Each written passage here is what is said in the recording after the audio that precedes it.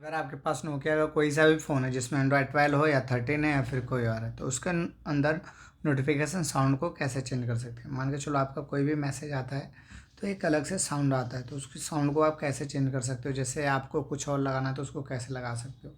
उसको करने के लिए सबसे पहले आपको जाना होगा सेटिंग पे। इस पर आपको टैप कर देना है।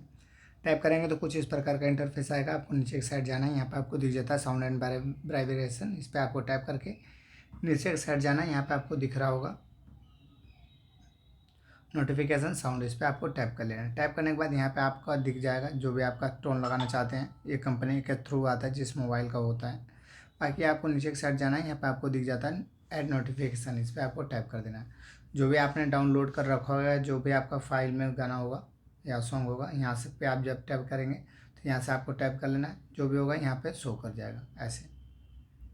जैसे कि मैंने इसको लगाने की कोशिश किया, आप देखेंगे कि ऊपर की साइड ये फ्रूट वाला आ गया। इस पर आपको टैप कर लेना है। तो ऐसे आपका नोटिफिकेशन साउंड चेंज हो जाएगा। बाकी अगर वीडियो अच्छी लगी होगी तो लाइक शेयर सब्सक्राइब कीजिएगा, और ऐसी वीडियो देखने के लिए हमारे चैनल पे विजिट करिएगा। मिलते हैं नेक्स्ट वीडियो में, तब तक के लिए बाय बाय।